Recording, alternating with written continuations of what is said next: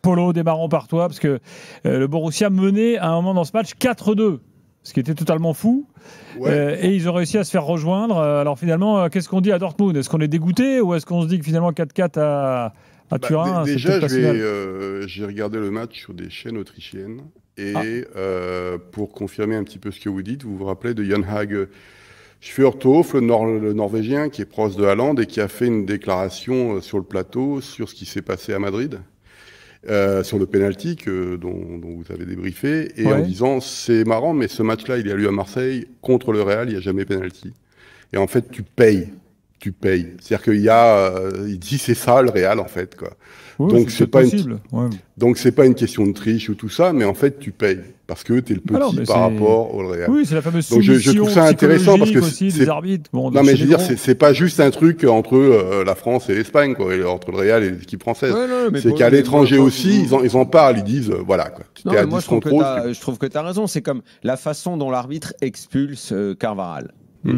T'as l'impression, il dit viens dans mon salon, on va discuter, je vais t'expliquer pourquoi. Bon, tu vois, en fait. Il regarde 4 fois l'image, alors qu'il est évident que l'image. Il regarde, non, mais même, t'as vu, il le prend à part et tout. Il dit viens voir mon gars et tout. Le type dit non, mais je te promets, j'ai pas fait, machin. Hop, mais lui, carton rouge, il dégage, quoi. Qu'est-ce que t'as besoin d'aller lui expliquer à part et tout? Mais c'est parce que c'est le Real. Parce que c'est le Real. Donc, mais oui, mais bon, ça, c'est la soumission psychologique, on appelle ça.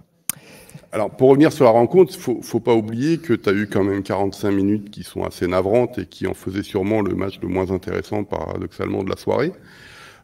C'était pas un match de Ligue des Champions. Tu avais certes la possession pour Dortmund, mais en fait, c'était incapable de faire une occasion dans les 30 derniers mètres. Quant à la Juve, je sais pas s'il y avait encore des bulles de champagne du week-end dernier, le derby contre l'Inter, mais en tout cas, c'était assez dramatique. Et puis, mais tu sais, Polo, c'était dramatique samedi aussi, hein.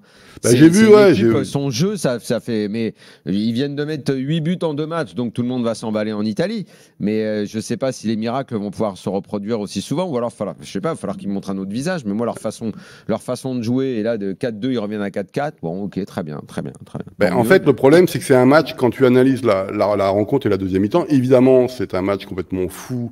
Mais j'ai envie de dire, c'est pour des gamins de 10 ans, quoi. C'est-à-dire qu'il y a tellement d'erreurs défensives de part et d'autre que tu peux pas te dire que, si, c'est un match de spectacle, comme tu vas voir un bon cinéma, grand public, etc. Et le scénario fait que, du côté du Borussia Dortmund, quand tu mènes 4-2 durant les arrêts de jeu et que tu te trouves à 4-4, c'est un peu la soupe à la grimace, tout en sachant, encore une fois, qu'on est dans un système où, au début de la rencontre, t'es pas persuadé que Dortmund peut aller prendre un point à la Juve, quoi.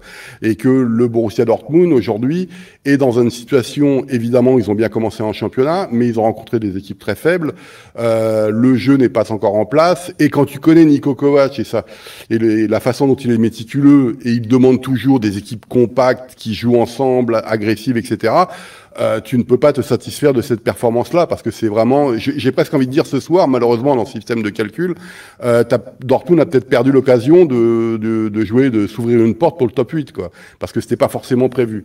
Ensuite, tu as quand même eu des personnes, des joueurs qui ont été intéressants. Je pense à Adeyemi, Guirassy qui a fait vraiment une très belle performance, mais défensivement parlant, c'est pas possible. Il faut que Schlotterbeck revienne le plus rapidement possible.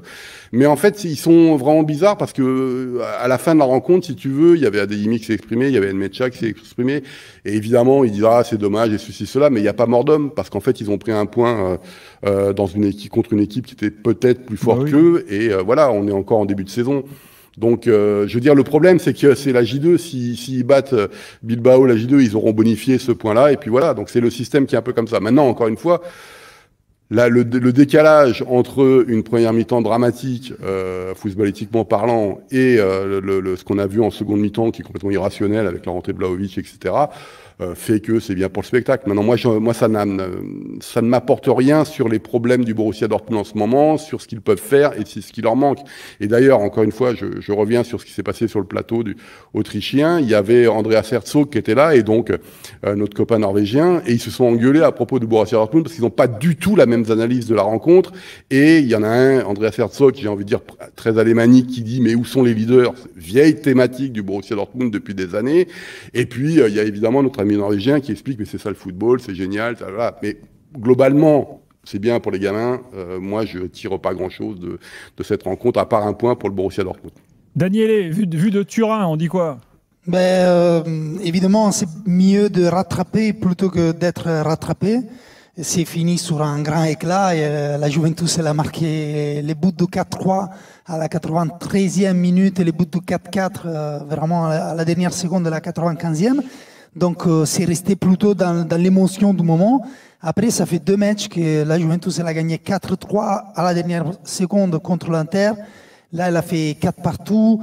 C'est bien évident qu'elle ne peut pas encasser 3 à 4 buts par match ou penser de mettre 4 buts par match. Il y a du positif, bien sûr. Il y a les buts de Yildiz, qu'il est très très similaire d'un but qu'il a mis exactement, presque exactement, il y a 30 ans. Del Piero, c'était le 13 septembre 95 contre Borussia Dortmund. C'est les premières des buts à la Del Piero, comme on dit en Italie. Et donc voilà, il y a cette coïncidence que c'est assez incroyable. De toute façon, à la Juve, tout le monde a envie qu'il lui ressemble. Le 10, bon, on a retrouvé l'espèce de tradition d'avoir un joueur de ce genre-là à la Juve. Ils sont tous en train de rêver qu'il devienne un petit peu comme ça. Oui, et il a beaucoup de talent, hein, donc pourquoi pas. Hein. Après, il y a cette coïncidence. Effectivement, ça fait un peu rêver. Il a quand même... je pense qu'il a participé à 6 buts dans les dernières 4 matchs. Non, mais il est excellent en ce moment. Hein. Le fantasme, je le comprends, hein, qu'ils aient tous ce fantasme-là. Là, il a monté en puissance depuis les mondiales de club. Et là, à chaque fois qu'on l'attend, c'est vrai, la première mi-temps, c'était très équilibré, très ennuyante, on va dire. La Juventus, elle venait d'un match très fatigant, donc c'était aussi peut-être pour ça. Mais après, dans la deuxième période, quand Adeyemi, il a montré tout son talent, on a tous pensé, là, il faut que quelqu'un réponde. C'est Yildiz qui doit faire quelque chose. Et là, il l'a fait. Il a la passe décisive pour Vlahovic aussi.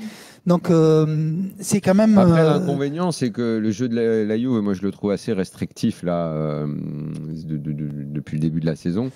Si la tactique, ça va être de tourner autour de toute l'attente de la nouvelle vedette, ça va quand même être un petit peu limité, quoi. Il faudrait qu'il y ait un petit peu autre chose aussi. Là, c'est vraiment, ça tourne autour de lui, quoi. C'est lui notre sauveur, lui notre nouveau Del Piero, lui notre 10. Bon.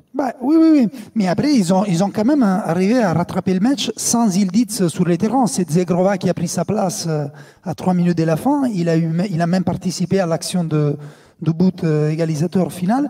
Mais on ne comprend pas trop bien comment elle veut jouer la Juventus.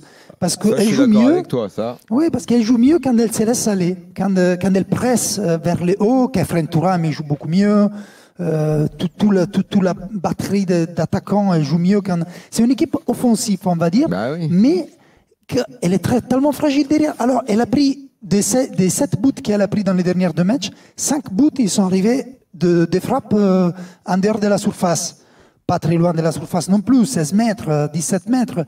Mais on commence un peu à... Daniele, c'était flagrant ce week-end aussi. Hein. Et moi, j'aurais été le voir aussi à Dortmund. D'ailleurs, le but d'Adeyemi, c'est exactement ça, quoi. Oui, Adeyemi, mais aussi Mecha, c'est un peu similaire au but de Çalhanoğlu. Et on commence un peu à mettre en question Di Gregorio, les gardiens.